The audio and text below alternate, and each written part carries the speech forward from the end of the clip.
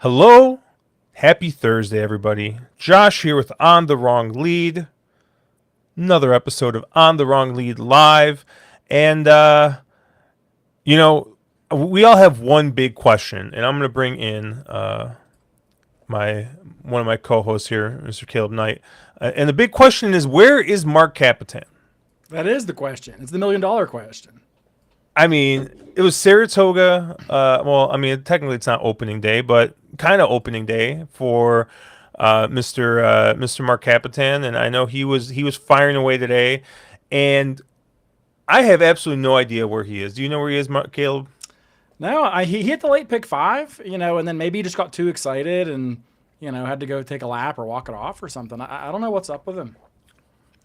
Yeah, I unlike really him don't to know. miss a stream or to even be late for that matter. Usually he's pinging me at like 6:58.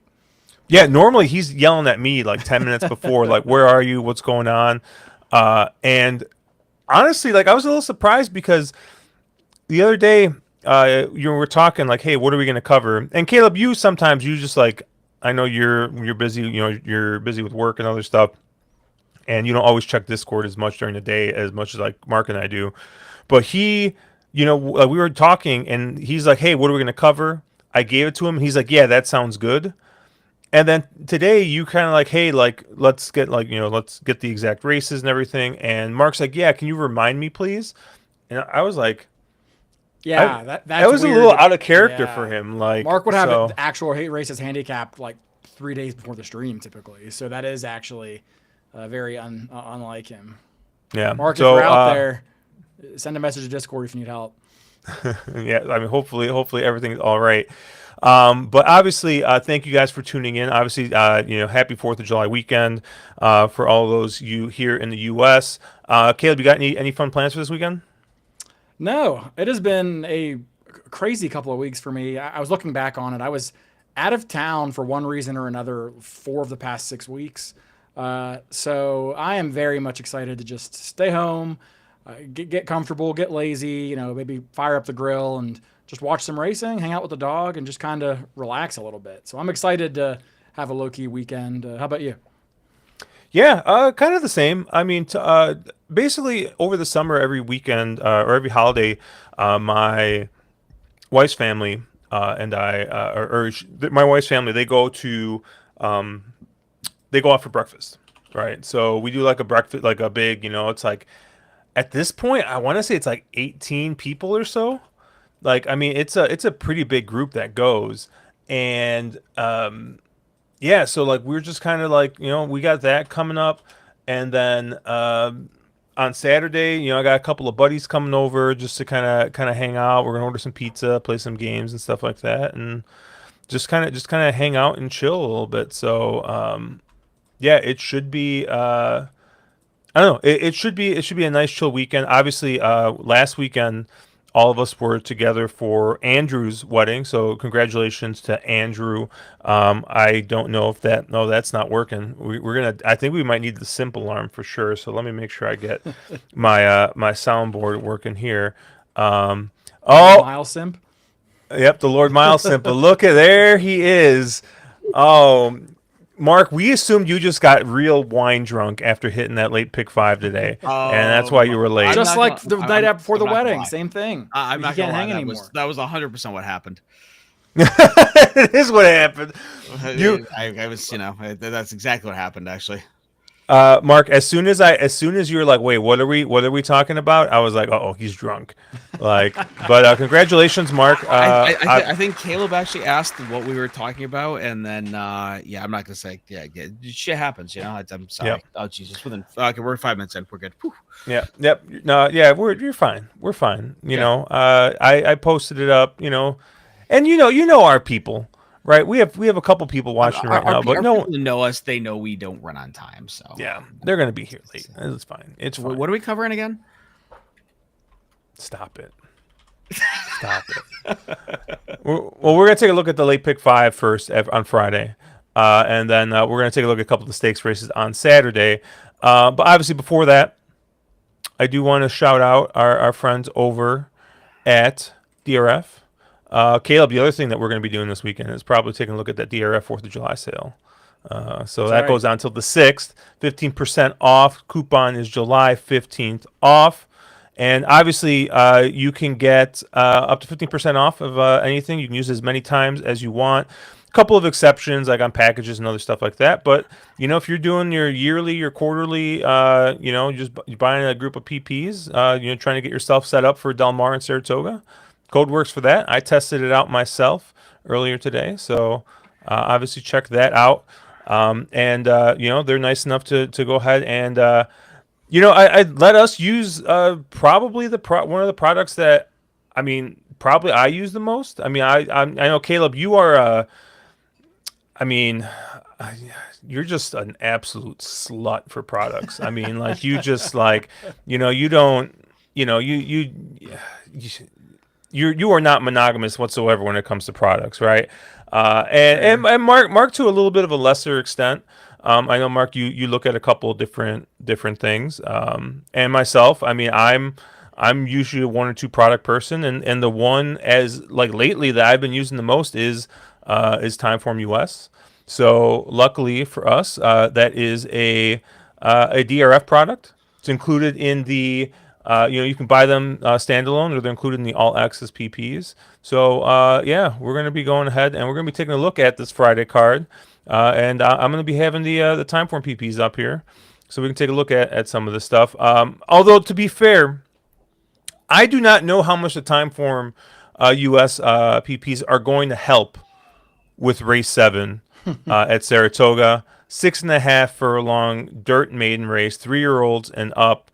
Mark, I kind of feel like this is just the quintessential track move where they're like, we got a late pick 5 that's going to have a lot of eyes on it. How do we just like get this thing to pay a little bit? Because I don't know. This is kind of a puzzle. And you don't got a whole lot to go off of here. Yeah, I think that's true to some degree. I will, I know we complain about this kind of thing when it does happen, but I think if you got a card, a maiden special weight in the late sequence, at least it in the first leg, right? You can at least pay attention to the board, and you at least have enough, understanding of how people are playing this race. I think that's something that we've complained about in the past. I don't love it when they put maiden races in a late pick 5 specifically, when one that's on a big day where a lot of people are going to be targeting. So that always stinks. But I will say, I think this race came up really tough. I don't think that. And it's something especially at Saratoga, I always look at clocker reports, right? Those are something that I always sort of take a stab at. And I hope that the clocker reports would make this race easier, but they didn't. So I think this is a race where you have to have a little coverage in this race, and hopefully you can land on a bit of a price, but it's a tough one. It's a really, really, really tough race. And yeah, I guess before we get into it, Penn State Scott saying he's ready for the stream. He's got a little Green River foolproof to celebrate our birthday. So, happy birthday there, Penn State Scott. Nice, man. Green River. Have you had Green River, Caleb? I have only once though. But I have had it once. I don't honestly remember much about it, so I guess it was fine. Yeah, I haven't had it. Funny enough, in Chicago, Green River is something completely different. Green River is it's like a soda or pop. And like a lot of the small shops, like the small like mom and pop like hot dogs places and stuff like that, they carry it. It's like, I think it might be I don't know if it's an RC product, but like it's like that's like where they sell it, like places that like carry RC that don't carry like Coke or Pepsi or anything like that. They carry one of those small things, but yeah, that's funny. And then I obviously, Mark, I think, well, you might have had enough wine, but maybe you have a little bit more with you. Caleb, what are you drinking though? I got a little bit of leftover. Oh my god, Basil Hayden Dark Rye. Okay. Not my favorite barrel. I'm not a big Basil Hayden guy, truthfully. I had it when I had some friends over and we picked up something kind of cheap, so I kind of just polishing that off. But it's actually not bad. If for Basil Hayden and what I generally think of it, it's actually pretty good. Mark? Nothing exciting. I'm drinking water at the minute. I showed up late because I was wine drunk, and clearly, I mean, Oh man. I just, yeah, no And, excuse for me being me. there we go. All right, but anyways, so let's go to this race. Caleb, I know this is like your favorite type of thing to handicap whatsoever. What did you think here? Yeah, I mean, at a high level, I kind of agree with Mark. I do think this very well could be a pretty deep race where I think there's probably 5 or 6 horses that are in with a real shot here. But I don't necessarily think it's an easy race to handicap. My main opinion, I guess, is kind of twofold. My first opinion is that I do not like the 3 shadow banking. I hope this horse takes money. This horse couldn't beat an off the turf race at Backwaduct with Flavian Pratt aboard, and I understand the horse was green and he did pass a couple of runners after breaking slow, but now he goes from intended for turf. Now he comes back at dirt and what is surely a much deeper field. I think he would have to improve quite a bit to beat some of the horses that I think are in here. Some of these first time starters I think are pretty promising. So I'm not going to be using the 3 shadow banking. Instead, I like the inside 2 runners. Well, I guess they're not really the inside with the post draw, but the coupled entry and the 2 are essentially my top 2 selections here. Starting with, I guess, the 2 Apalta. This horse has rattled off 2 pretty impressive works.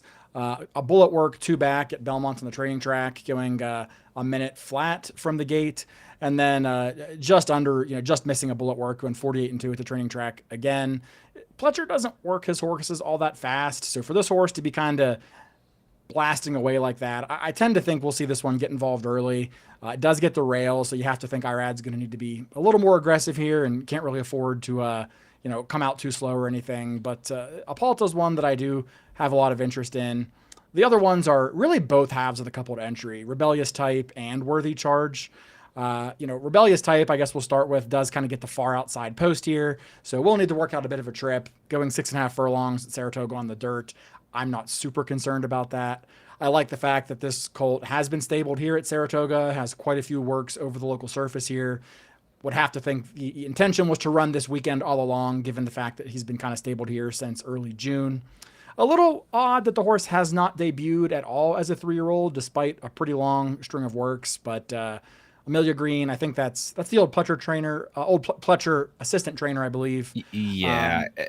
I think right, you're Mark? a lot. I think, yeah, you're right. She was Pletcher's number 1 assistant. It was a planned leave. She's got a lot of micro poles horses. A lot of his hopped over. And if you're somebody that's gonna be playing Saratoga all summer, if you see Amelia Green, just pretend it's not Amelia Green. Pretend it says Todd Pletcher, and assume everything's the same because she did very, very well downstate. She basically moved out of the barn, I think, roughly start of the year, and she's been effectively the same stats as Pletcher's been all spring, except for she's predominantly had the New York contingent. Todd took the contingent that stayed in Florida. So if you're somebody who sees the name and goes, "Oh, that's a new name, I'm not going to bet it," well, it's basically Todd. And the one thing is, not the other bettors also haven't figured out that that's basically Todd, and you're getting a lot better prices on her horses versus Todd's. I realize it's not the situation here. It's a coupled entry. It's a different situation. But when you see that again, it'll pop up again for you.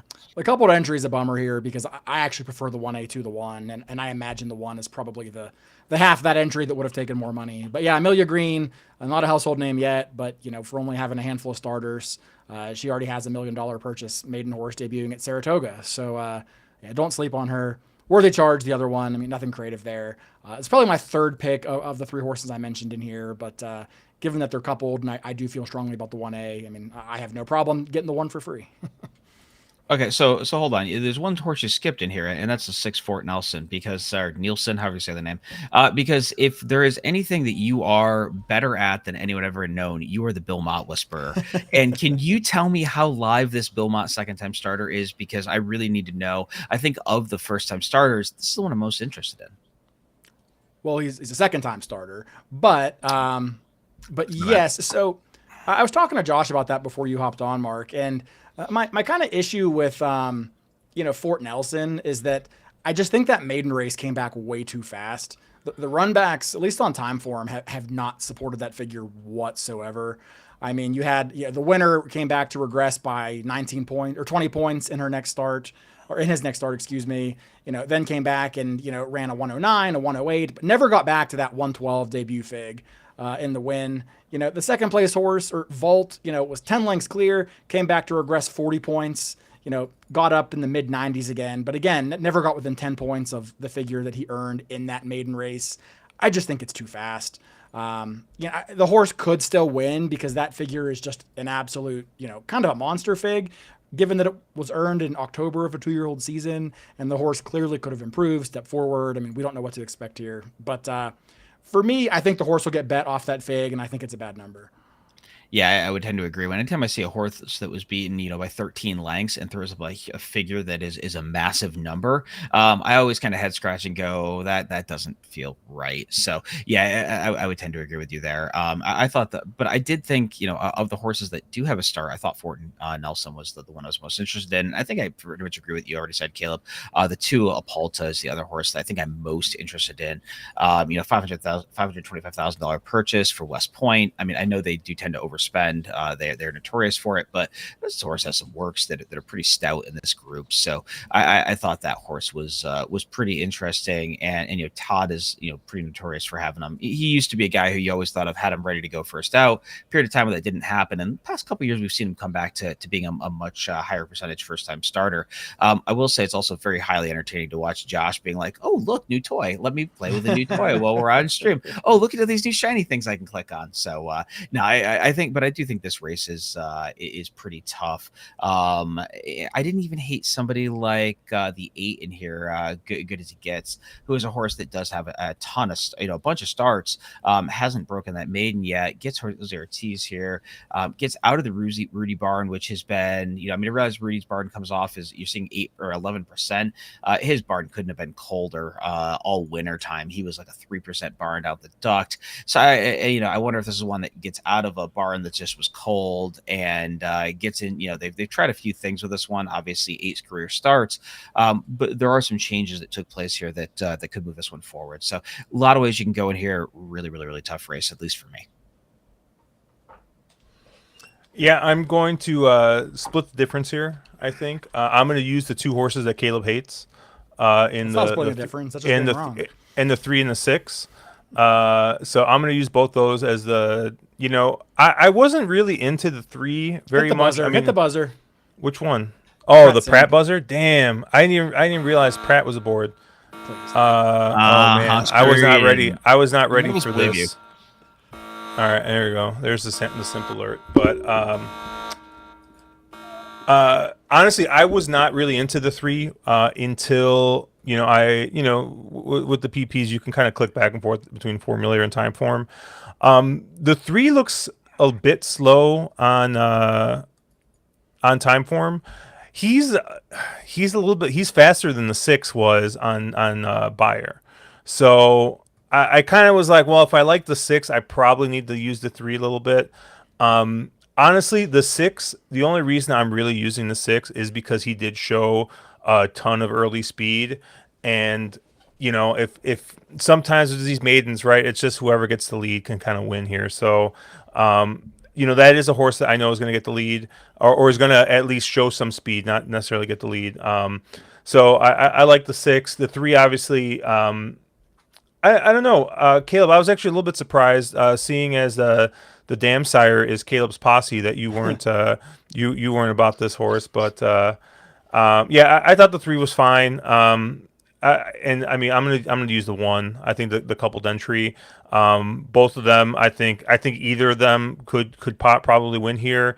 I forget. I was looking at the workout reports earlier today, and I forget if it was the 1 or the 1A, but one of them actually looked like, from the workout reports, the clockers really liked the last couple of work. So yeah, I honestly, I'll take a look. We'll see what the board looks like tomorrow. Um, if this 2 takes a crap ton of money, maybe I'll have to toss that one in. But at that point, then I'm going to use all the short prices.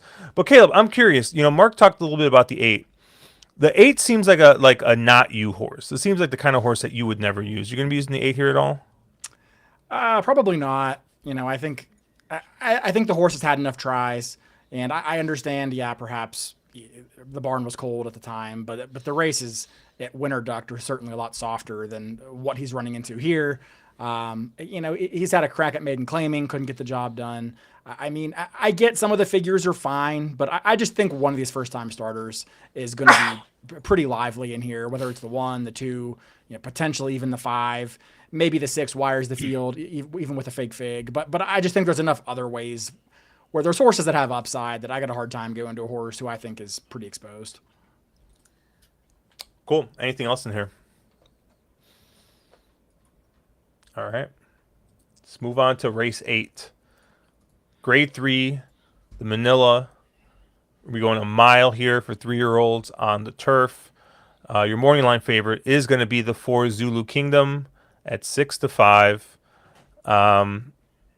Caleb, I know we started with you last time, but when I see a 6-5 starter in a 3-year-old stakes race, my first question is Caleb Knight going to try and beat this horse? Okay, so hear me out, right?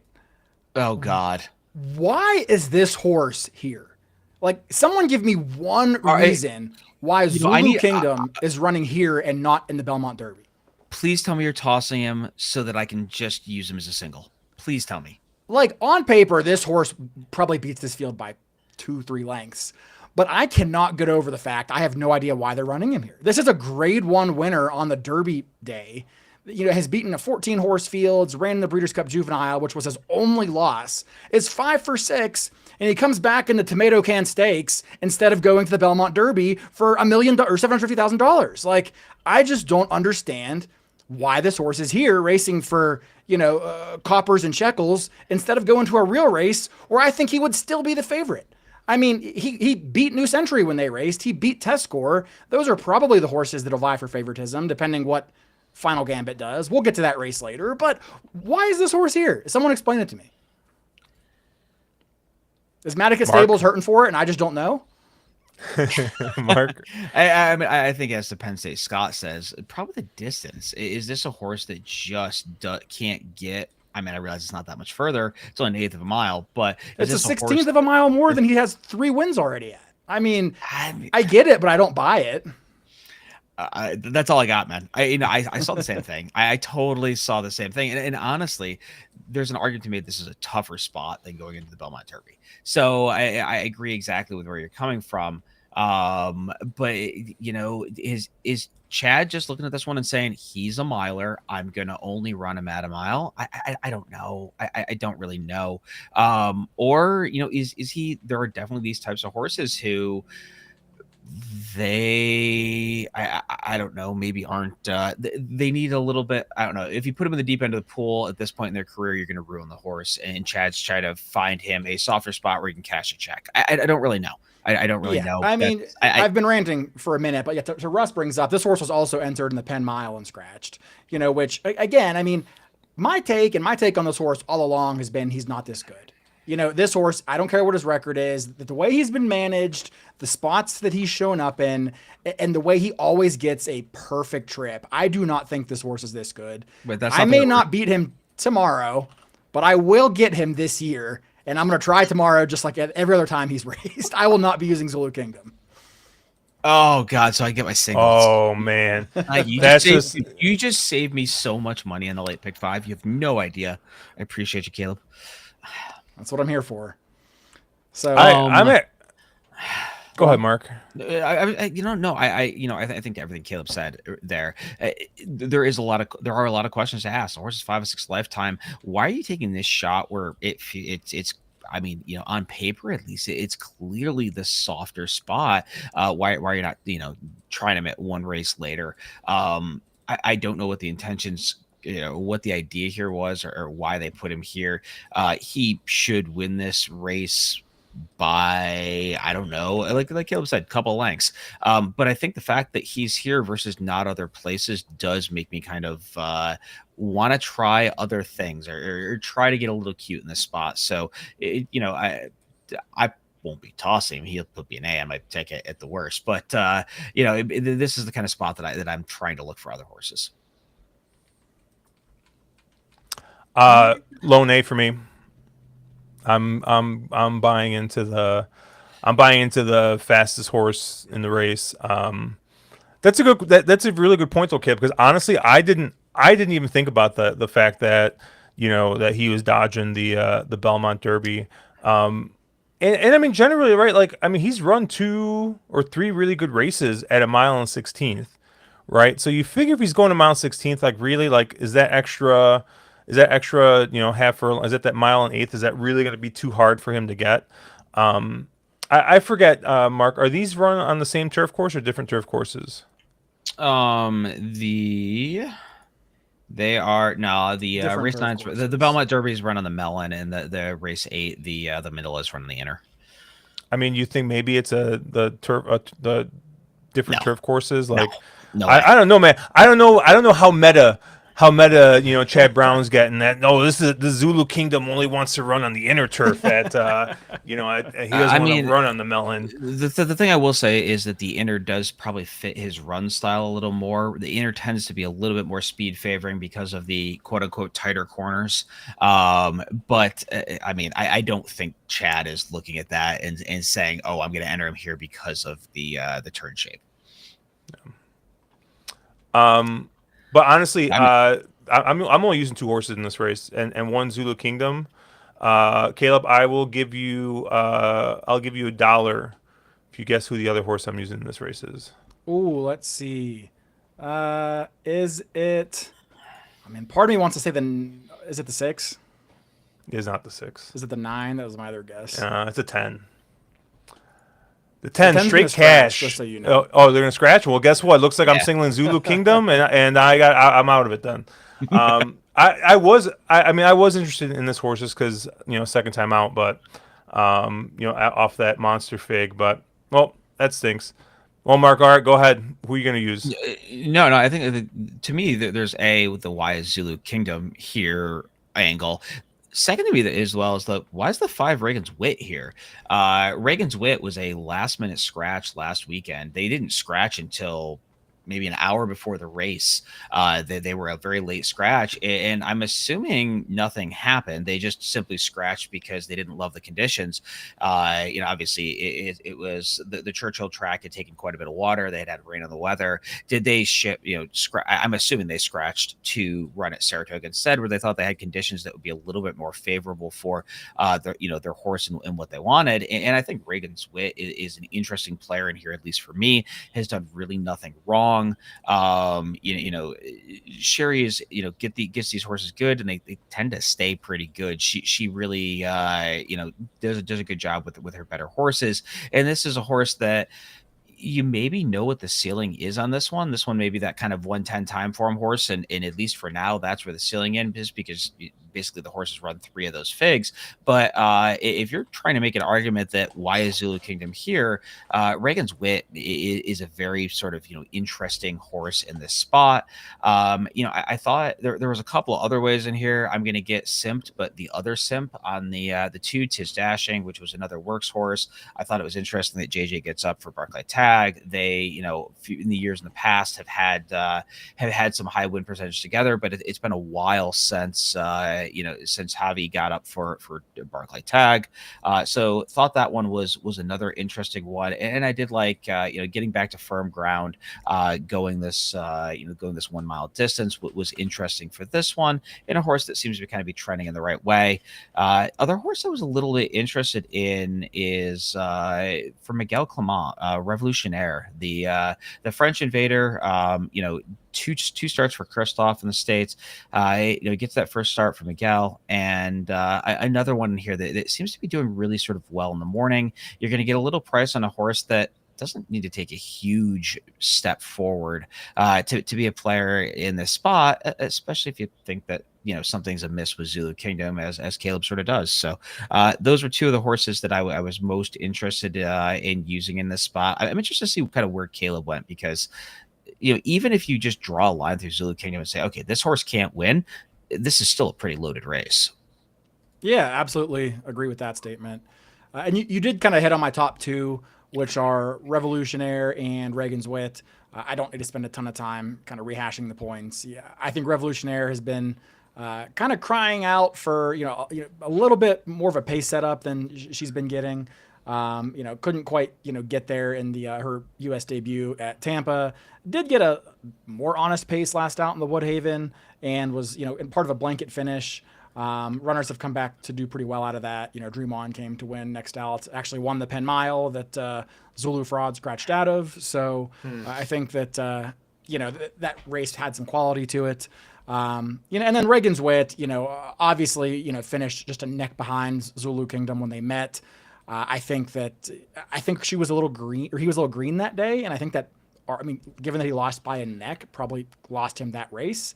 He hasn't necessarily been ultra consistent coming out of that. He didn't run all that great in the Transylvania relative to expectations, but then really looked good in the JW Murphy. Looked very good, admittedly, at 1-2. Not sure what the deal was with the scratch at Churchill last out, but it just says it was a stake scratch, so I don't think anything was wrong necessarily. Maybe just late getting the paperwork in or something. So those are my top two. The other ones that I will have some coverage to, albeit probably less.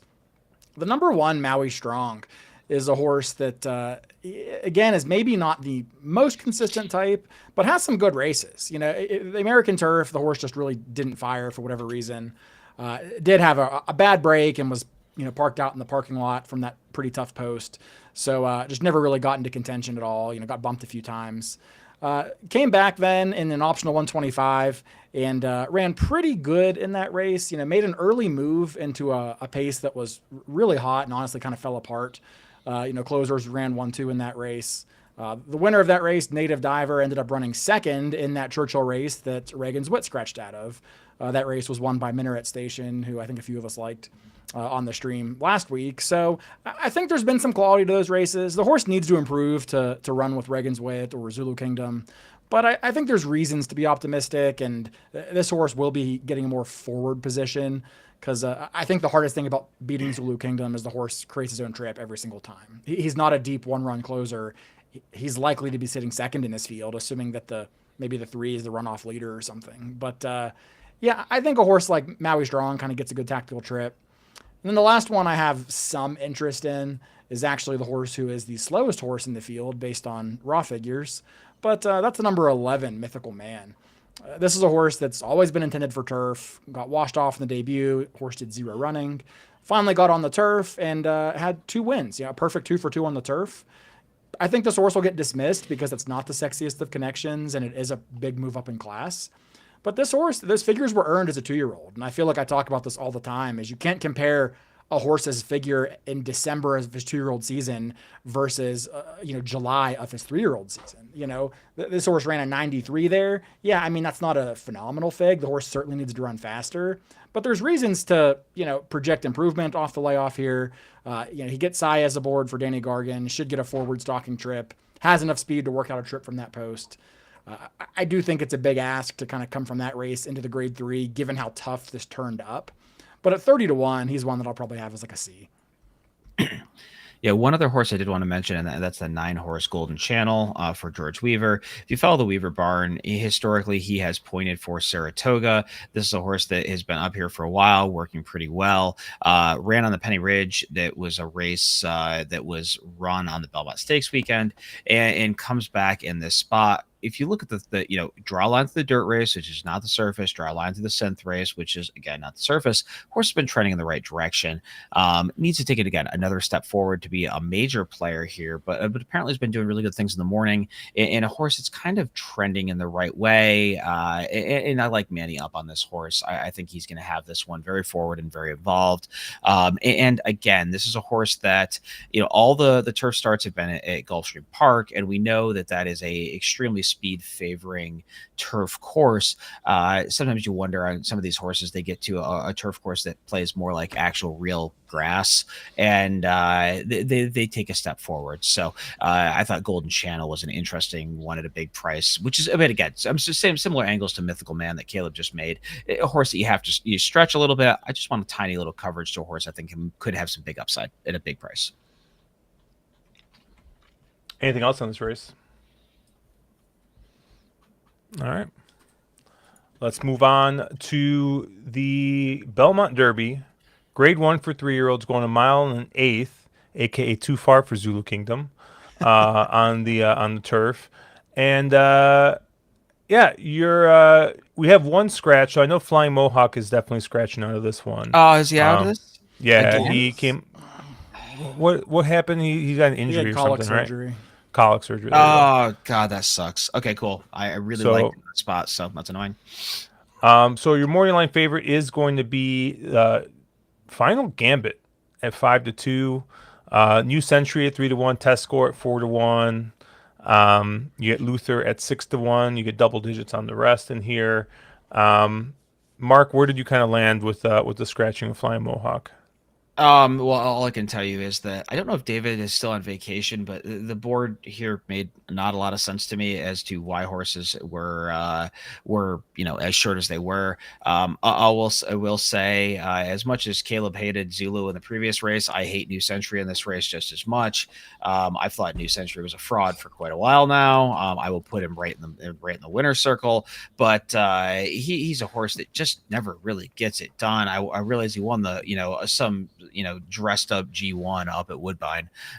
But beyond that, he just, I don't know. He just really doesn't win. He's just kind of felt like a horse who I think takes money on the connections, but not on what he's really done on the track. So, New Century will be on absolutely none of my tickets.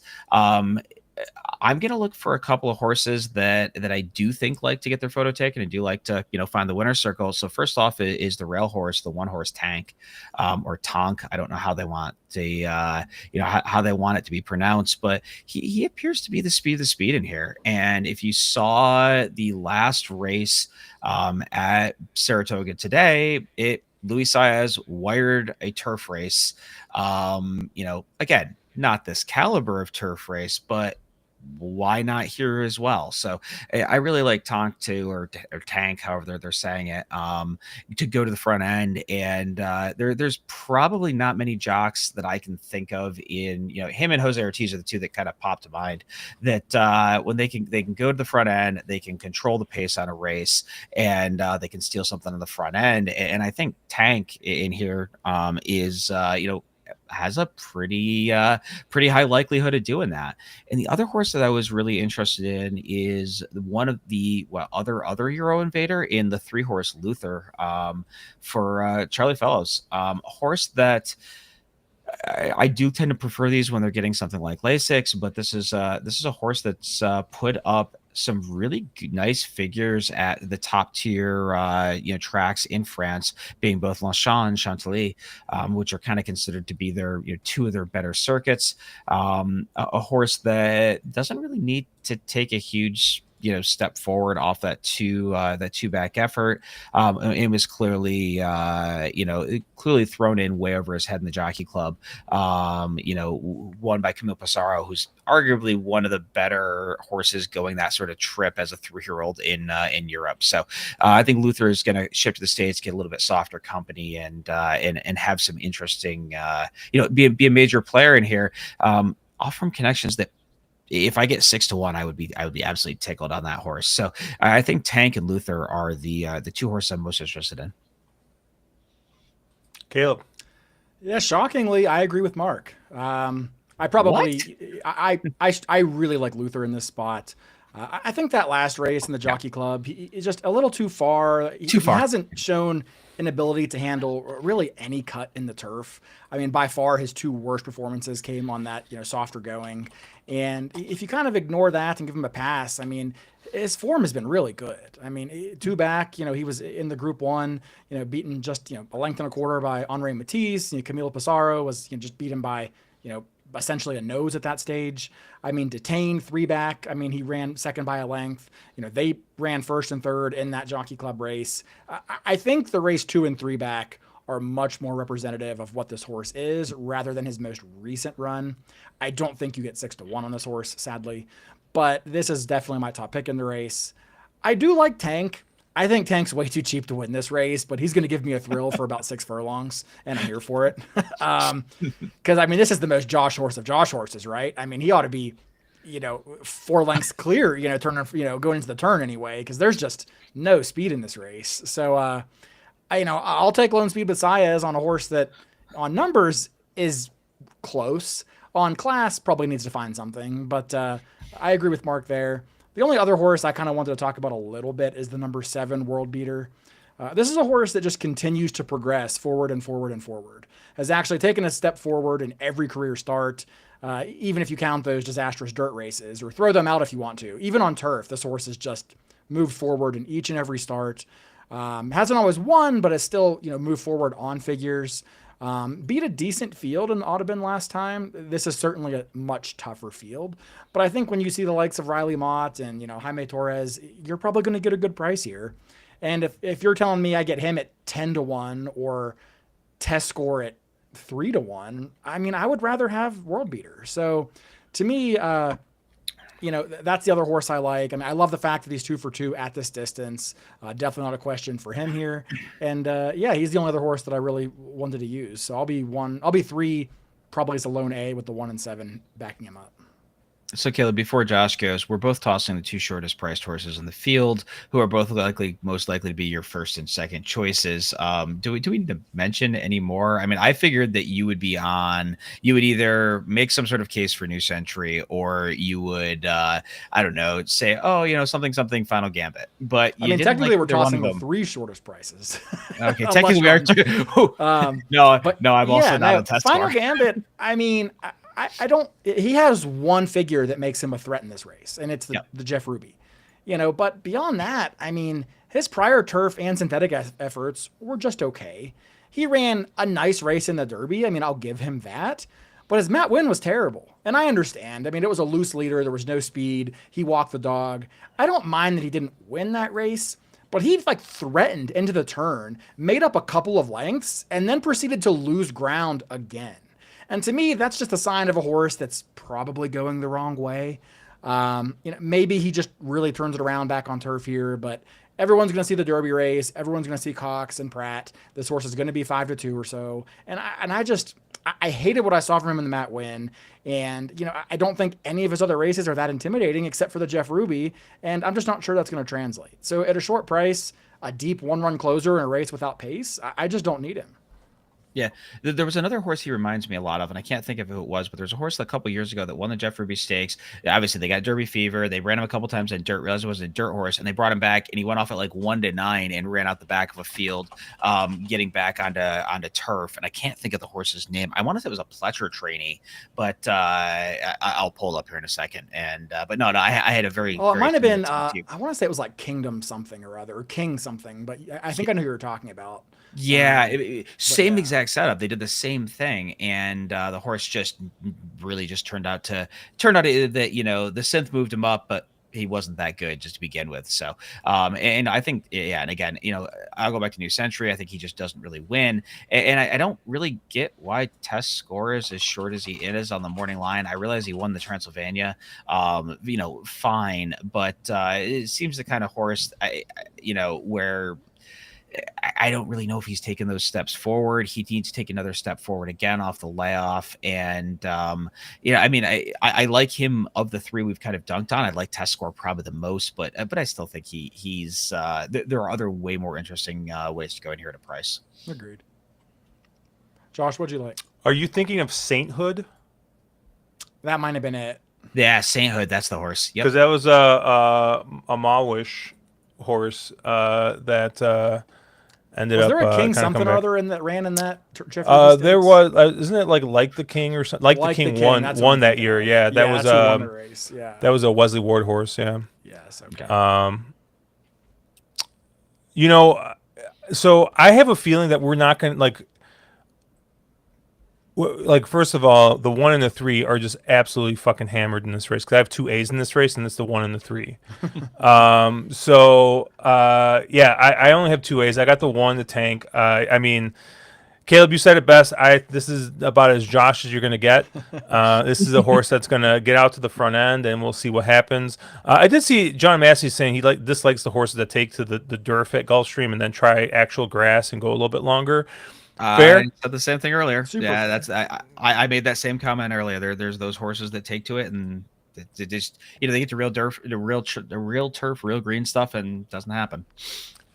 Doesn't mean I can't at least get my cheap thrill here on a lone speed. I do think that I'm used to 1, and I think of the other horses I like the 3 the best. And this is just something like I've picked up a little bit from talking with you guys and from betting Ascot. These time form figs, they generally they're close, but generally they're a little bit. I feel like they're a little bit slower than what American figs come back. So if you kind of think of that and you see that 110 that this horse ran 3 back or 2 back, that's probably closer to. I mean, that could probably be about the fastest like fig in this field. So, I know we have 112s, 113. I mean, besides the 119 that Final Gambit ran, but I'm not going to count that fig for anything in this race. Yeah, but I would think maybe that's more closer to like a 115 US, and I think that makes him much more attractive in this race. So I really like Luther. All the things you said, Mark. Obviously, this is a horse that's been running, at the big tracks in France, and coming here, and the jockeys even shipping over, which I always like to see. So. The only other horse I do have, and I have this horse as a B, and I'm sorry to break the not none of us using the top 3 favorites in this race. I like test score a little bit in this spot, mostly because I like the 1, and I feel like if the 1 is too cheap, and the pace still kind of ends up holding together, I think the 5 is going to be the horse that's going to be sitting in second, and maybe is just going to be one of those things where doesn't necessarily duel the cheap speed, but as the cheap speed realizes that this is a a grade 1 and he's not a grade 1 horse, that maybe test score just kind of sits that perfect trip in second, and maybe makes it up. I mean, obviously the figures fit, and this is a horse that's improved basically every single, like, at least as a 3-year-old, has improved every single start out since coming back here. Debuted at a 99 at Gulfstream, went to a 110 at Keeneland, 113 here. Has got that 2-month layoff coming into this race. So, yeah, I think that we haven't seen test scores best yet. And I think with a slight move forward, I think that he's got a little bit better, I think, of a ceiling than some of these other horses. So I have test score as a B, but I'm going to have most of my money through the 1 and the 3 in this spot. Anything else here? I still think Zulu Kingdom is 6-5 against this field if he shows up. So the fact he's not here, Odds on. maybe. I don't know. That was a good point. I didn't even like think about that when I was looking at that race. So that was a good call.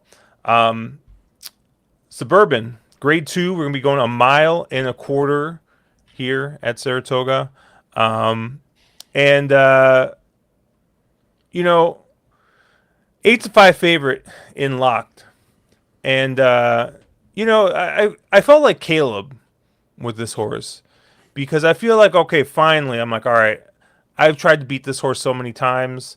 All right, I finally trusted him, and I think he's on the never again list for me now after that last effort. Um, yeah, I'm not going to be using locked whatsoever.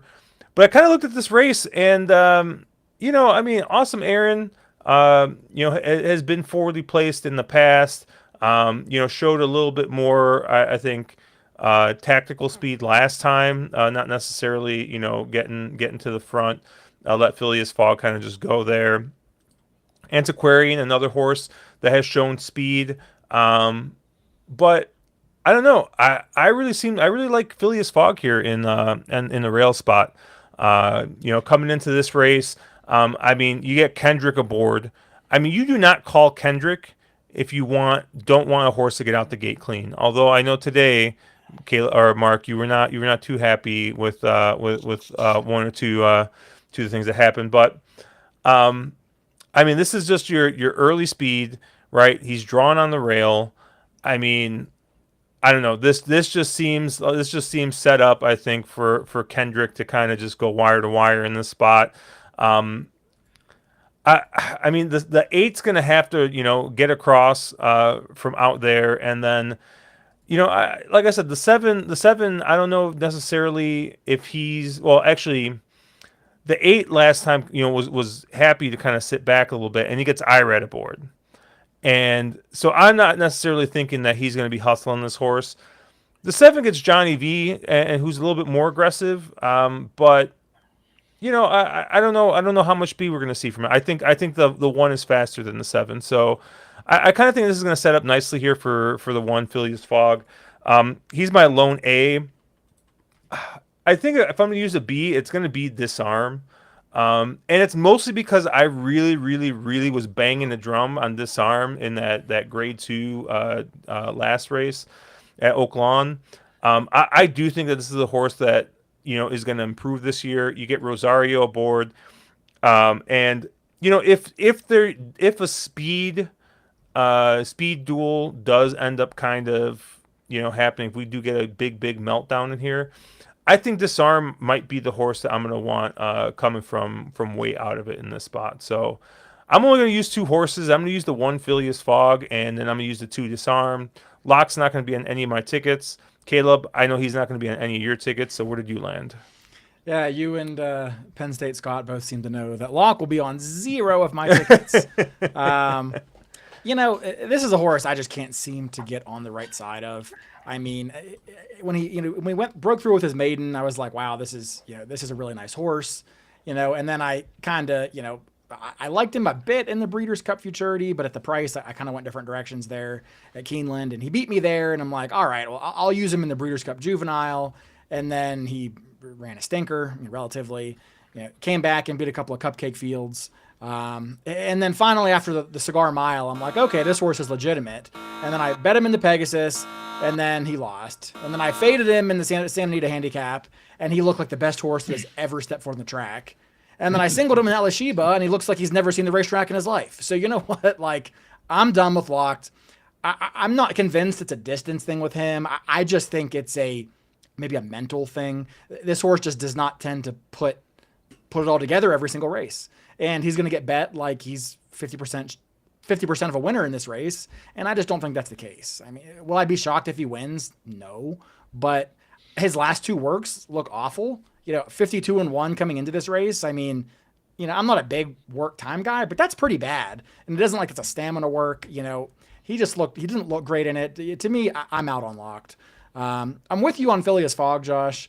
I was counting my money when I bet him in the Pimlico Special last time out, and cannot believe to this day that I got caught by Awesome Aaron, who is my second choice in here. Awesome Aaron. This is a horse that's really stepped forward in each of his last 6 races, just incrementally stepping forward. No huge jumps, just 3-4 points at a time. Showed a new dimension last time, or a relatively new dimension, when he was able to sit off the pace. And then he did get a perfect trip that day, with Phileas Fogg dueling with Encino on the front, and he kind of sat that pocket trip. But he's just getting, really good. And as a 6-year-old, I mean, maybe these longer races are more to his liking than were more of a focus on stamina than speed. So I like Phileas Fogg and Awesome Aaron. The only other horse that I'm probably going to throw in somewhere is going to be Antiquarian.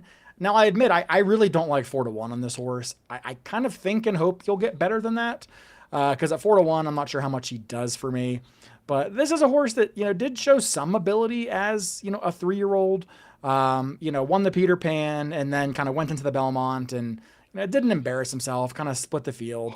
Has had basically a year off. Beat a cupcake field at Gulfstream in his return, and then came back to run a pretty decent second in the Blame to Mystic Dan, who was far from disgraced in the Stephen Foster last week. So I just think this is a horse. I think someone in chat, John Massey, yeah, third off the layoff, kind of maybe sits that pocket trip, similar to Awesome Aaron did last time, kind of gets that sitting second or third trip here. I don't think he'll probably go with the one who I expect has to get sent. But I think he gets a good trip in here. And if he sees out the distance, I think he's one that could be, could be a little bit lively, but I would want a better price than 4-1. Yeah, I think I saw the race really, really similar to you guys. I think I have less hate for Locked, so I'll not necessarily split the difference, but be myself. Where I think if you look at the races where Locked has shown up with, where there's a legit A-tier talent horse, a Fierceness, a White Barrio, those types of horses, he sometimes kind of wilts a little bit. But I don't really know if there is one of those in here. This may just be a soft on the field. I think I don't really love his run style, but he the talent is there. Maybe he's a little bit green, but if he mentally puts it together, he's a hard horse to say, oh, I'm taking a hard shot against. I just don't think he can win here. I think he can win here. If he wins, though, his price is definitely going to be too short relative to his chances of winning. I think to me that I very much agree with that. I thought Phileas Fogg was really interesting, and I really like Awesome Aaron as well. So nothing super, super creative in here for me. The other one horse that I do think that we really haven't talked on, and I think is a little bit interesting, and that's the 5 Bendong. A Mott horse who he, again, another one of these horses that seems to kind of be trending in the right way this year. His last 3 starts have all kind of taken little small steps forward, and if you believe the figure in that last out race at the Duct, he's not a ton too slow in this race. Again, does need to take a little bit of a step forward, but he seems to kind of be slowly taking those. Yes, do you love a 6-year-old? To see that in a 6-year-old, are they going to run their career top as a 6-year-old? No, but not normally, but Bill Mott tends to spot his horses pretty darn well. Maybe this isn't your horse that finishes on top. He does seem to finish second, third a lot, so maybe he kind of fills out a try or an exacta. But I thought Bendong was at least usable here in some sort of a capacity. Anything else on this race? I've talked about every horse, so I tried so hard to make a case for Honor Marie, but I just can't. I just can't. God knows I bet that horse every start of his 3-year-old campaign, but I just don't think. I mean, can't you just bet him on the trainer's name? Because I mean, that's like the perfect trainer's name. Maybe. It's Ben Curtis. If it was only on turf, we'd be game. All right, race 11 here. We're going to be going 5.5 furlongs on the turf here. And your morning line favorite in this race is going to be the number 6? Works for me at 4-1. So this is a pretty flat field. You have 5-1 on Felix, 6-1 on Mischievous Angel and Outlaw Kid. You get Witty at 5-1 as well. 8-1 on Bring the Band Home. Double digits on the rest. Mark, where did you land here? Yeah, I think interesting race. I think for a 5 furlong, in the Harvey, obviously the Harvey Pack, 5.5 furlong turf sprint, there isn't that sort of crazy speed horse in here. And so I tend to want horses that are going to be a little bit more forwardly placed, in this field. And the 2 that I sort of landed on are, the favorite works for me. I realized 4-1, so lukewarm favorite. And I really have actually no clue how the board's going to bet this race. If you told me works for me was going to be, 8 or 9-1, I wouldn't be shocked. If you told me the horse is going to be 5-2, probably also really wouldn't be shocked. I have no idea how everybody approaches this race. So I thought works for me. Obviously, Flavin's, basically winning everything not tied down these days. I don't think he actually had a win on the day today. So that means he's doubly due for tomorrow. So watch out kind of deal. But I think works for me is an interesting player here, getting a little bit of a, step back up in class. So we'll see if this one can handle it. It looks like I mean, obviously the horse won the Notebook, on dirt and whatever in 2023. But besides that, every time they sort of stepped up to these black type stakes, horse really hasn't managed it. So, again, if this horse gets way too short, if this horse goes off at 5-2, not interested at all. But if I get 4-1, 5-1, it's a horse I definitely don't want to let beat me. But I think the horse I'm the most interested in is the 9. Bring the Band Home. Cassie horse that's in here. Time Form seemed to really like the last out figure. Horse that can be pretty forwardly placed, in a race that I don't think has a ton of pace in it.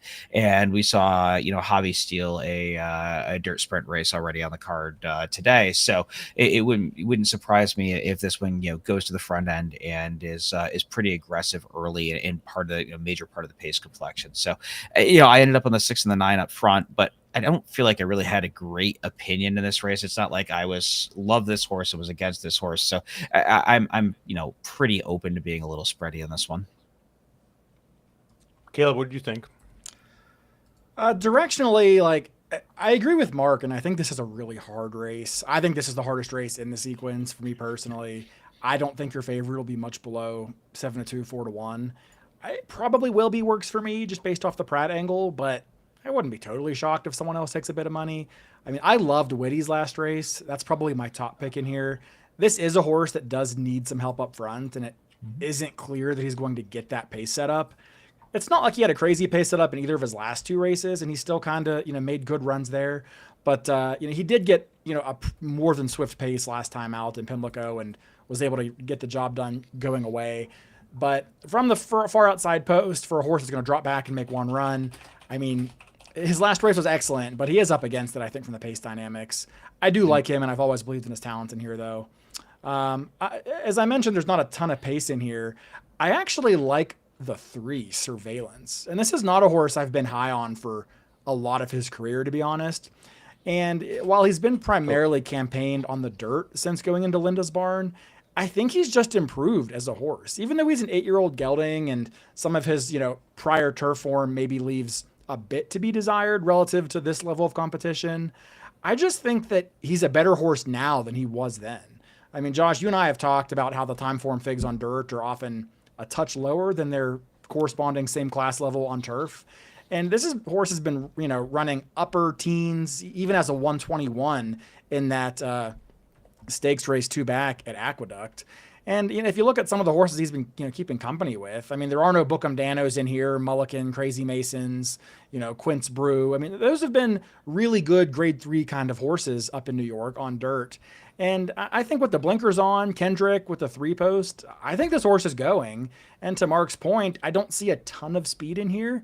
And if this horse truly has just improved in Linda's barn and not just due to the surface change, I think he could be in with a big chance, and I think he'll get a good price. So I'll kind of take first and last in this race with Surveillance and Whitty to kind of split the field.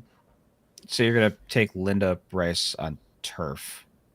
You say that like it's a bad angle. Like, she's fine on turf. It's almost like she's 3% going dirt to turf or something. I mean, she's 9% the last 3 years. I don't know what she has this meet, but she had, I think, 2 winners today. I don't know if it was on turf or not, but the horse is talented. The horse is 2 for 7 lifetime on turf. Like, I'm not really worried about an 8-year-old horse with a 46 starts going dirt to turf on a trainer angle. So, okay, let me be the voice of reason here, all right?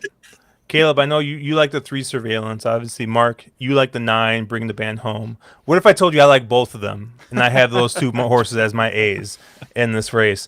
I honestly, so this was kind of a weird race, right? Because, we're going 5.5 here on the turf. And, I feel like there's just not a ton of speed in here, and which is kind of weird for, a real short race. I mean, there's some tactical speed, but there's not really any kind of need to lead type horses. Who's the horse that I keep on betting, and Mark, you keep on betting?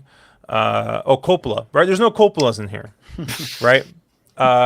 There's no one that we're going to be like, hey. You like Coppola. Okay. Yeah, that's what I was thinking of, right? Because I lost money on him last time. But, I really do think that if Surveillance can bring some of his speed onto the turf, I mean, he's going to be very, very dangerous. Obviously drawn inside. And the two inside horses, the Mischievous Angel and Our Shot, aren't necessarily, leaders. So I think, Kendrick has got a chance to just get there on the front end and maybe steal this one there a little bit. I mean, I think the best horse in this race is the 10 Witty. I think just straight up is probably the best. But even though he's the best horse in here, it seems like he needs a little bit of a setup a bit, or needs at least some pace. I mean, that last race at Pimlico, I mean that thing kind of melted. I mean, they went pretty fast up front. So, and he was able to go ahead and close in there. But yeah, I tried to actually out of that race too. The other horse, like the 4 Mattingly, I tried to kind of make a case for him a little bit in there coming out of that same race because,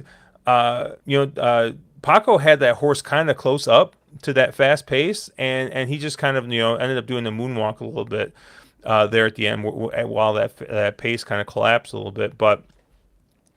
I'm going to kind of fade, I think, most of those horses coming out of the Pimlico races. I mean, I did use Mattingly as a B, just in case, for some reason, Surveillance doesn't go. I do think the 9 is another, like I said, is a horse that has gotten the lead before, going 5, so 5.5 should be fine. I mean, and does have a win on this track at this trip, which I always think at Saratoga is very, very important. And then I saw someone in chat, Penn State Scott. He mentioned the 5 Outlaw Kid. That's the other horse I'm going to use in here. So I got 2 A's and 2 B's. I thought Outlaw Kid's got some figures that fit in here. Is another horse that has shown a little bit of tactical speed. And has been able to close in off of kind of fast paces here. But obviously it's Manny Franco, and you guys know my record, Manny Franco. I can't ever get on the right side of him, so probably just maybe this is the one to stay away from. But I got 4 horses. I got the 3 and the 9 as my A's. I got the 4 and the 5 as B's. Mark, I think you said you had a couple other horses you want to talk about.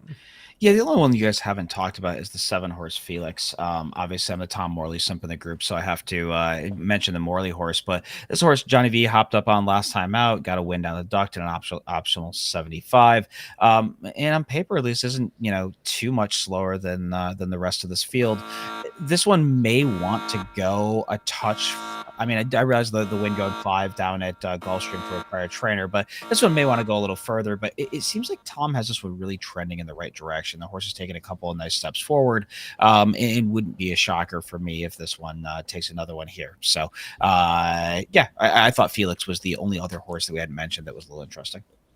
Yeah, I mean, truthfully, the only horse out of all the ones we've mentioned that I probably won't use is Josh's 4, and I don't even know if Josh said he's going to use Mattingly or not, but an Outlaw Kid, I guess, isn't really for me. But all the other ones we've talked about are horses I have written down. I have 6 horses in this race. I'd like to have a lot of coverage here. And the only other one I might touch on briefly is the number 2, Our Shot. Recent figs maybe leave a bit to be desired, but this is a sneaky amount of class relief. And maybe it's not that sneaky because it's a grade 1, but those are probably the best 2, turf races we have pretty much all year. The Shakertown and the Jaipur, other than the Breeders' Cup, are typically 2 of the strongest turf sprints we have any given year. I don't think Our Shot is a grade 1 horse. I'm not even sure if he's a grade 2 horse, but I still think he's a listed stakes horse. I mean, especially at Saratoga, where he's had some success in the past. 5.5 furlongs seems to be more his jam. So this is a horse that I think the recent results dirtied the form up a little bit, but this horse has a lot of numbers as recently as last fall that put him squarely in the mix here. If you give me 10-1, Reunited with Saez, where he's had his best runs, I mean, yeah, sign me up. Yeah, I mean, he did win a G2, so I know I do the same thing. I mean, obviously, recency is everything for me in horse racing. So the last 3 races, I have to really kind of explain because they just haven't been his best stuff. But if he fires back to that Woodford down at Keeneland, he's a monster player, like massive player. I mean, if you think he's going to fire back to that effort, you could make an argument he's a single in this field. We'll wait till Surveillance runs back to that Narud. And, I was of the horse we've talked about, of the race we've talked about, Surveillance is the horses we've talked about. Surveillance is the only one that will be on 0 of my tickets. You guys have fun betting Linda on turf. Oh, we will. It's gonna be like that SpongeBob meme right? Where Patrick and SpongeBob are like this, and then Squidward's sitting up there looking in the looking through the window. Caleb knows what I'm talking I know what about. meme you're talking about. uh, anything else on Friday's card you guys want to talk about? No, it's just tough card. Extremely deep. Argument to made it. It's a deeper card than the Saturday card. Just some really good racing overall. So it's nice to have Saratoga back. Nice to have them do this 4th of July thing upstate. Again, even if Belmont does get, reopened, or when it does get reopened, wouldn't hate seeing this stay upstate. It's a pretty, it's a nice, and I also think one thing to be said is, and I realize it's not about the races themselves, but it's nice to see how they restructured so they moved some of these stakes races, especially serial stakes, a little earlier in the meet, make the spacing better. So we'll talk about some of those. Yeah, it is a little interesting how they moved. Like the Sky, like because the Schuylerville was that run today? Yep. Tomorrow. I Yep. thought was it today? Or is it tomorrow? Tomorrow, I think. Or Maybe it's tomorrow. Tomorrow, and then you have the Sanford as well. The Sanford was another Yeah. one that used to be run much later in the meet. So Yep. Yeah, It's Saturday. I'm sure. I'm sure that they're not thinking about making this move permanent whatsoever. I'm sure that's not no, in their minds I was whatsoever. going to say, given the field that showed up for this one, I don't know if this one sticks, but The field, or given the attendance. yes. Okay. Yeah, no, this is not the field you want to see for the Sanford. I mean, the Sanford as a race has a ton of very cool history. Horses like Secretariat ran the Sanford, like those kind of levels of, and that there's nobody like that in this race. It came out whatever it came up for what it is, but when you have first time starters in this race, that says a lot. Yeah, I mean, this is another 2-year-old stakes race. You don't got a whole lot to go by here. On time form, the 4 just looks, I mean, like absolutely the horse to beat in this spot. But he earned that figure in a losing effort to Mythical, and I don't think Mythical has run back from that yet. So, I don't know. Where did you kind of land? I mean, I don't know how much. I say this right, and of course I'm going to play the early pick 5. But yeah, I mean, blinging it back would seem to be like the horse I was interested in, but like at the same time, like now I'm taking a short price on the closer. Like, what am I chase now? So I don't know. I thought horses like I mean, obviously the 2 is kind of like your speed. I think from here for Asmussen gets Pratt aboard, but I gotta shake off the Pratt Simp tag. So I know I looked at strategic risk a little bit, but now it's IRAD on a speed horse, and it's like I kind of do I hate myself that much? So it just I just end up landing on the 4, blinging it back. I don't know what you guys thought, Caleb. I know you love these 2-year-old stakes races. Yeah, I don't care about this race. Okay. Blinging it back, I guess, is my top pick. That last race is the best race anyone has in this field. While Mythical has not run back, the 3rd place horse Romeo has improved his figure 15 points, winning that maiden race to kick off that mandatory pick 6 at Churchill last week. That was the Mid-Atlantic shipper that kind of ran away and hid from that field. So I think the field's quality. My concern with him is that we've kind of had his second start, and we've had that monster improvement that you tend to see from first to second time out. Everyone's going to bet him because of that, and we just don't know what a horse like the 1, the 2, the 5, what kind of improvement do they still have going from first to second time out. I mean, the 2 I don't much care for, but he romped in his debut and now may have a little more into the tank. And you go from Eric Asmussen to Flavian Pratt. I mean, it wouldn't surprise me if this horse moves forward. But as a 6-5, 7-5, I can't use both of them. Not really. So I'll be using the 4 predominantly. The one horse I might make an argument for is the 1, Imagine John. This is a horse that just was a little bit green in that debut, had a bit of a wide trip, ran a decent 3rd against 2 Wesley Ward runners. Everything Ward sent to New York was just stupid live the past couple months. I think he's literally like 80% or something with 10 or 12 starters. So this is a horse that didn't run badly in that. I think got a good education. Had last two works are very impressive. I mean, two quick works, and with Castellano getting up, would expect a more aggressive ride, especially from the rail. So maybe that was a good educational effort, and this horse kind of takes that step forward that we saw from the four, for example. Probably is coming out of one of the classier maiden races that we've seen. So for me, I'll go to Imagine John as like a tepid B horse, but this is not a race I have much interest in. Yeah, I no, I agree with you there, and I think I think for me, I've seen enough of playing it back, right now to just kind of. I don't know, at least not really trust that horse. You expected second time out in the Tremont to be a major step forward. It was one, but I wanted to see the horse win, and I would imagine somebody else in this race takes a step forward that's enough to kind of beat at least that Tremont effort. So I thought Obliteration, the two, it was interesting, and the other horse, obviously you mentioned the one Imagine John. The other one that we haven't mentioned is the six fistful of money for Kevin Rice. I realize if you look at the form, you're going to go, this horse is just way, way, way too slow.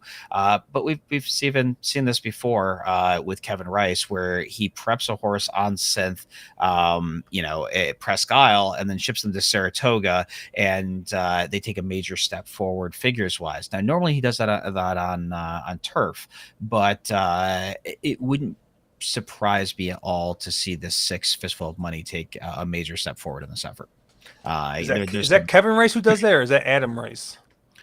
I thought it was so now that we have Lovely Adam? Formulator, Damn it. I'm only showing that Kevin Rice has had 11 starters at Saratoga and it does not have a win in the past 5 years. Okay, so I'm confusing my Rices. I thought it was Kevin until I just looked that up because I had the same thought. Okay, well, disregard everything I just said. Because Adam Rice is the one who was it last year who had that turf stakes winner at like a huge number. It was like 3 years ago, because I remember I saw Sarah right after that race. She was running to the window because she had a very good day.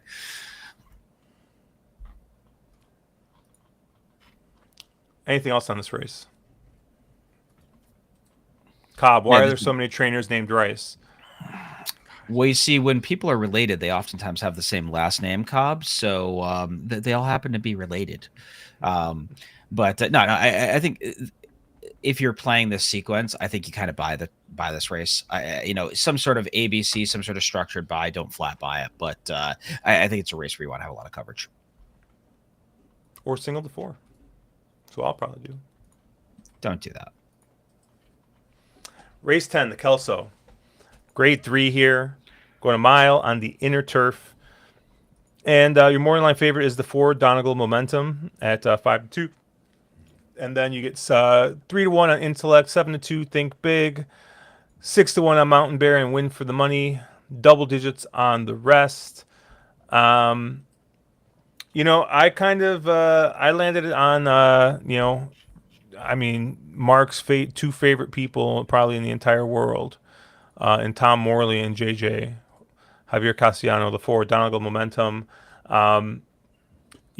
a 4-year-old. And I'll tell you what, man, it's just a kind of a very, very impressive run of if you look at the last 6 turf races, this is a horse that has literally improved in every single one of the last 6 turf races. I thought this is just kind of a tough horse, I think, to leave off your tickets. And I had this horse as my lone A here. It has a win going a mile here at Saratoga just a month ago. I think this is just going to be a real tough horse to leave off. It's got 2 wins at Saratoga on the turf, actually. So in the last 2 tries here. So I'm going to be using the 4 Donegal Momentum on all my tickets. I did have 2 other horses as Bs. Obviously, I think the 2 Intellect, Chad Brown, Flavian Pratt obviously makes a ton of sense. Third start here in the U.S. Finished second to Donegal Momentum last time. I'm kind of curious, and It's a little tough. I think that this, if there's a little bit more pace in this race, I'd probably like this horse a little bit more. Seems to be a horse that's got a really really good late kick, but just got absolutely zero early speed. So we'll see if Flavian's going to try and maybe get this horse a little bit closer. I mean, at Keeneland, this horse was 9 lengths back, 8.5 lengths back, basically right off the start. Was a little bit closer, but lost a little bit of ground. In those first couple, the first parts of the race, and then was coming really, really hard late, but still, I think left himself a little bit left himself a little too much work to do. So I think with a little bit change in tactics, maybe a player here. Obviously, the figure came back really, really, really, really big, but that was probably kind of just because they saw the big kick on that kind of not that great of a pace. The only other horse I had written down was the 6 Mountain Bear. Now in Wesley Ward's barn. And like you kind of mentioned, Mark, Wesley, or maybe it was you, Caleb. Wesley's been hot the last like month. I mean, I feel like everything he's running has been running pretty good.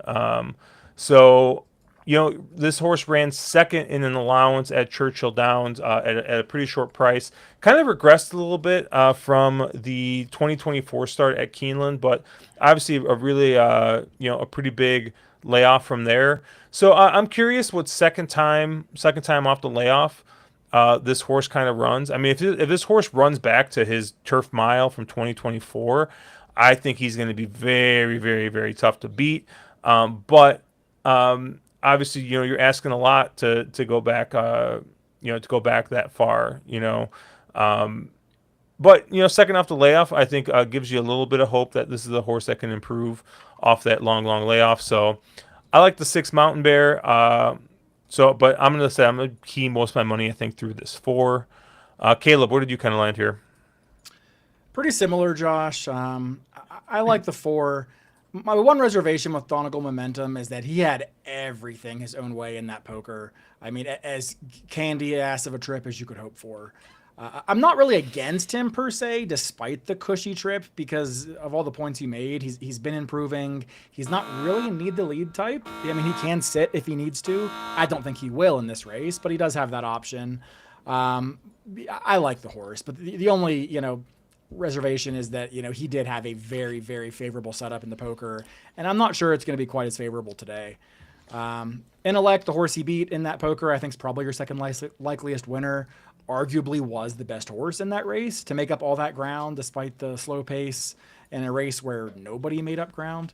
So I will be using Intellect pretty prominently. The other horse that I'm using as an A is going to be the number 8, Win for the Money. And this is a horse that I think is finally getting some much-needed class relief. He's actually a Grade 1 winner, believe it or not, although he won the Woodbine Mile late last year. I mean, and beat a couple of decent horses like Filo di Ariana and a couple of others. Obviously was in way over his head, in the Breeders' Cup Mile. Came back in the Fort Lauderdale and ran kind of fine in the Pegasus, despite the fact that the pace was a little too swift and kind of fell apart. But really, I love him getting back to a flat mile here. I've never really thought this was a 1.125 horse. I think that he's been caught up in some fast paces against, Grade 1, Grade 2 horses, going a little too far. And I think that kind of maybe masks how good this horse is. But I think this horse is very talented. Mark Cassie's had a pretty strong start, to this weekend already. I think he had at least 1, if not 2 winners today. And this horse, to me, just feels like he's spotted very well. He can either go to the lead or more than likely sit just off of Donegal Momentum. And he's one that I'm going to have on pretty much all my tickets here because his numbers are, just as good as anybody else. So for me, the 2, 5, and the 8, or no, I'm sorry, the 2, 4, and the 8 are kind of my top selections here. Nothing too creative other than perhaps the 8 maybe. Yeah, and so it looks like Colin Sheehan saying, "Hey guys." He likes the 4 and the 6 and 8 here. He's great to see racing back at Saratoga. Can't wait for opening day number 3. And then Cobb saying that it'd be tough for him to land on a 4-year-old no nay never in the spot. So, Mark, hopefully I gave you sufficient time now with the extra 15 seconds I gave you there, but where did you land? Nah, I was pretty good to go. I like Donald momentum in here, shockingly. But my concern is are very similar to those ones that Caleb has, which is just the fact that this horse has kind of tripped out a few times now, and I think it's not just the poker; it's a couple races before that where he's gotten some really favorable pace setups. And now can he win here again? And he's going to get a similar trip to how he has a couple other times. Yeah, I think he will. But can he win? Sure. He probably ends up being a little bit shorter than I would like him to be. He's a horse I won't let him beat me in a pick 5 or a pick 6. But he's also a horse that I wouldn't be probably spot playing around him. He'll be a little bit too short. Agree with Josh on Mountain Bear. A horse that I think has every right to take a step forward. Wesley Ward's barn. I think it was some sort of filthy statistic. They were like 86% or something down to Aqueduct, which was just insane. So I think Mountain Bear can take a step forward. The only other horse that I think we haven't really mentioned that I do think is a little interesting is the 3-horse Think Big. And I realize this is a horse that they've primarily been campaigning going 5.5. But he's one of those horses that kind of always gets up just in the shade of the wire going 5.5. So I really wonder, is this one, to this 2-turn mile and a mile that tends to at Saratoga, especially on the interplay, pretty speed favoring, is somebody like Think Big, a horse that I think Jose has all the options. He can go to the lead here. He's inside drawn on Donegal Momentum, who's the other speed, so he can put him on the lead, but Think Big historically doesn't go to the lead.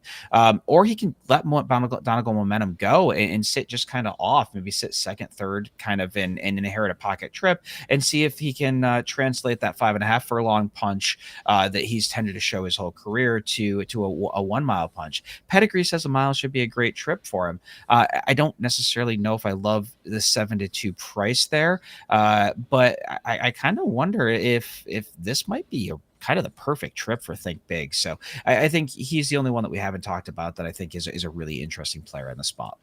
Takeout reducer. Woo! Woo! I don't think this horse is a prayer in this race. Really? You don't think he wants to go any further than I don't think he wants to go a mile, and you're betting him doing something new off the worst race of his career. I mean, this feels desperate. They're throwing off Ben Curtis, who has ridden this horse well. I mean, it feels super desperate to me. I don't like this horse in this spot at all. Cool. But what I will say, because I also don't like Mountain Bear at all, and other than the Wesley Ward hot streak, I don't understand the love for this horse.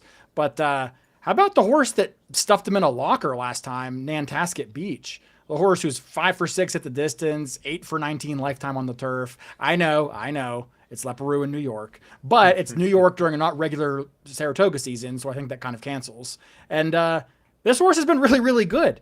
I mean, if you like Mountain Bear, I mean, I don't give a pass to him off the layoff because it's a Wesley Ward horse. They run twice a year anyway, so they have to be fit off the layoff. So I don't give a pass to Mountain Bear. And if you like him, I mean, I think you have to look at Nantasket Beach pretty heavily for a small town barn, probably at twice the price. I will say, if all these jocks that I'm seeing here are all actually in town, it'll be kind of interesting. But he's a takeout reducer, given the French Strangler's up on him. I don't care that this is a non-standard meet. Julian can't ride in the state of New York. Never can't ride at Aqueduct, can't ride at Belmont. So don't really think it matters. Well, we will see.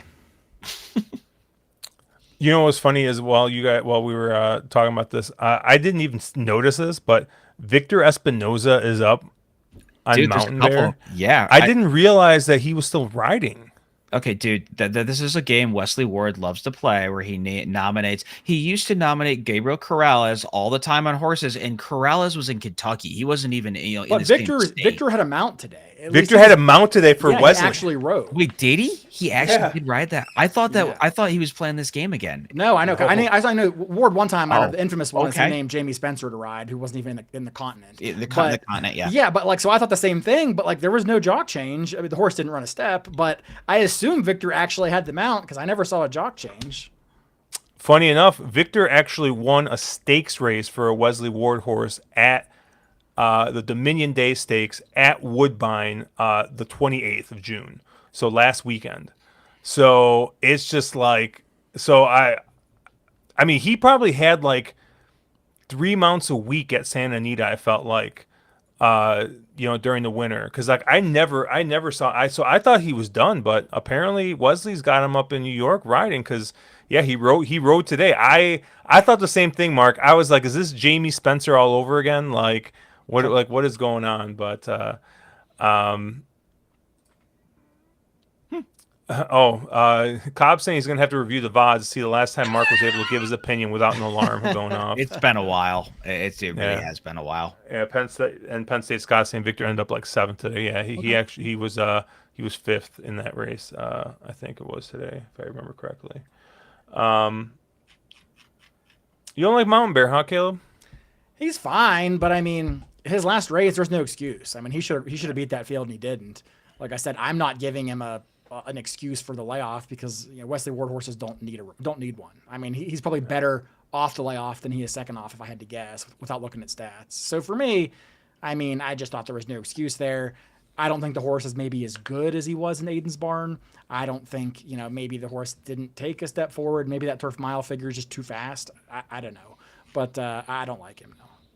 He's also 2 for 15, 0 for 6 at the distance. Just doesn't really win a lot of races.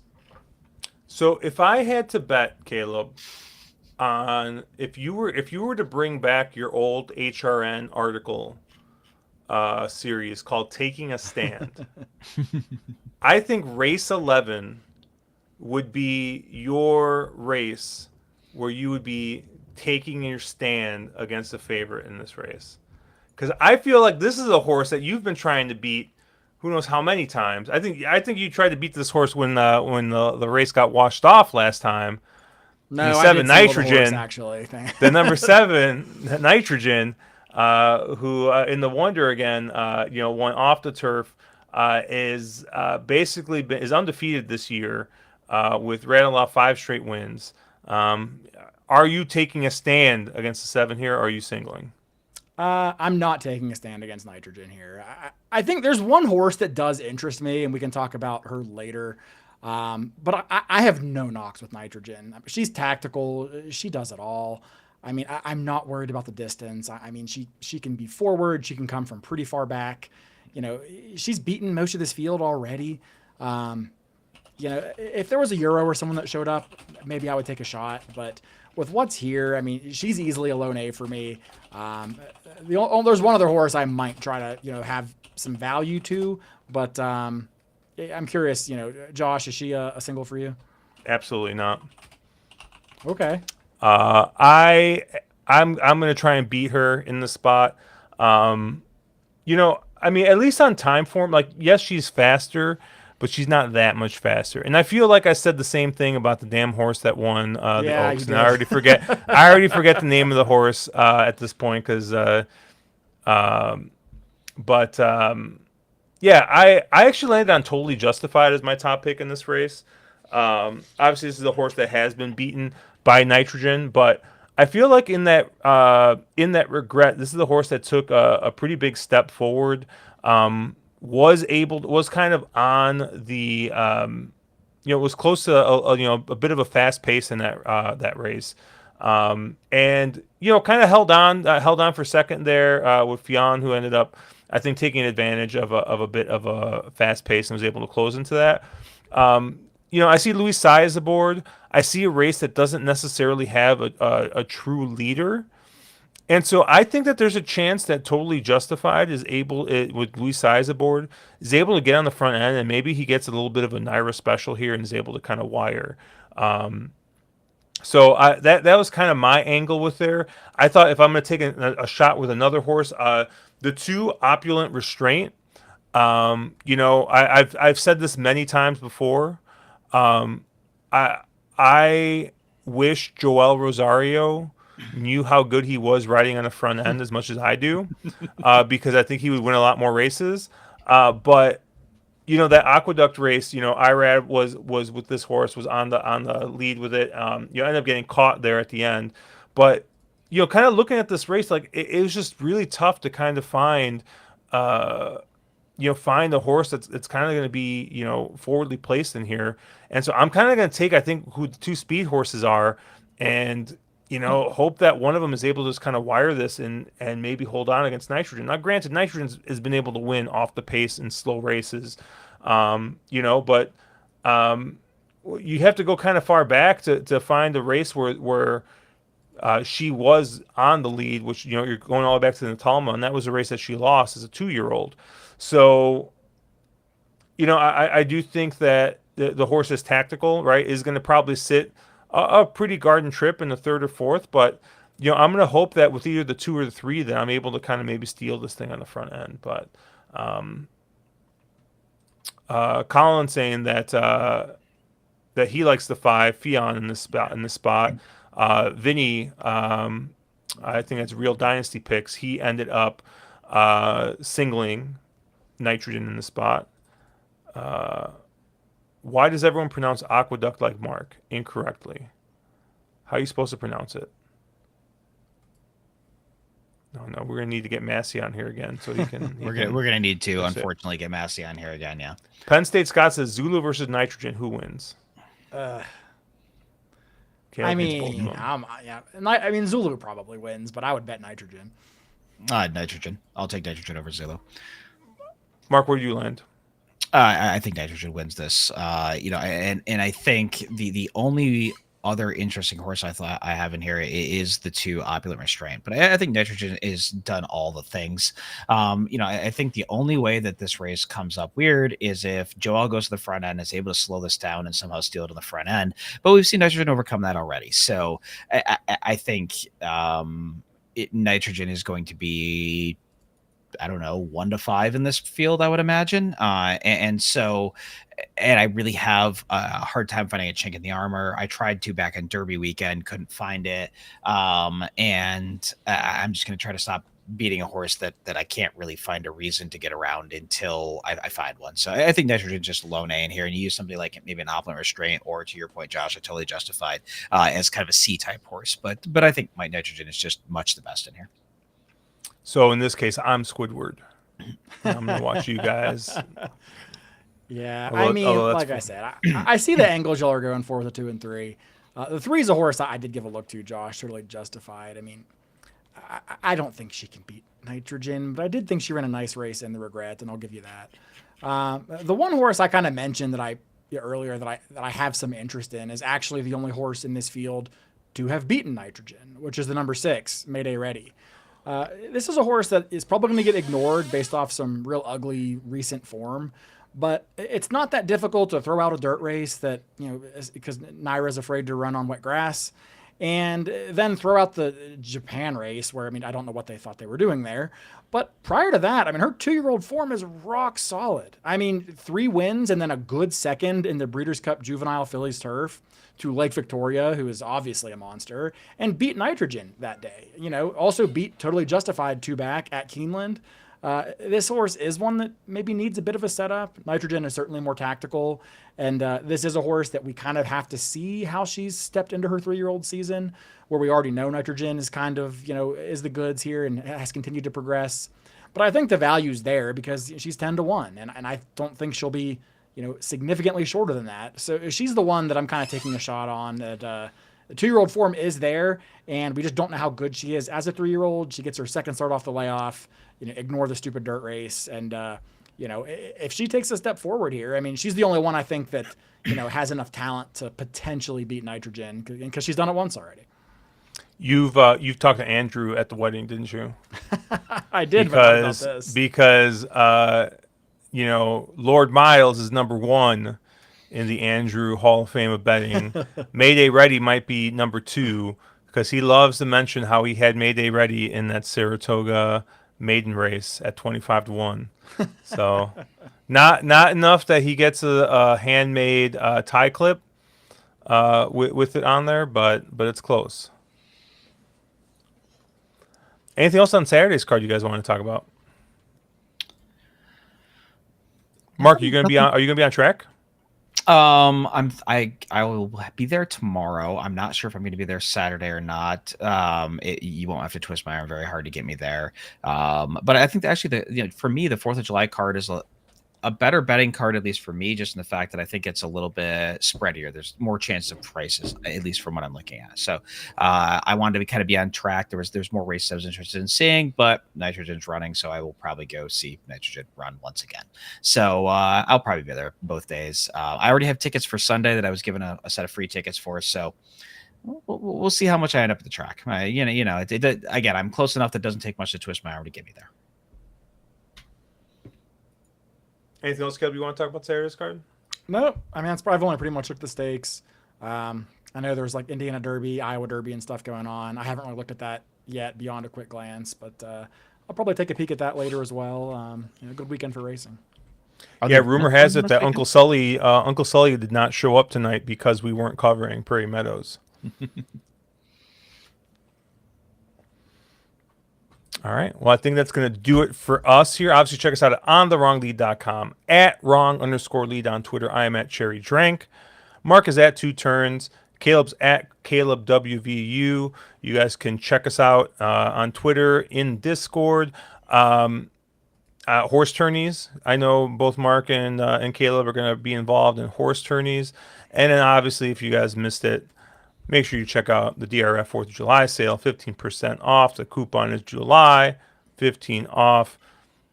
Good through the 6th. Use it as many times as you can. Get your DRF stuff. Have a good weekend, everybody. Happy 4th of July. Stay safe. Don't blow off any limbs. And we will catch you guys next week for the real start of Saratoga. Have a good weekend.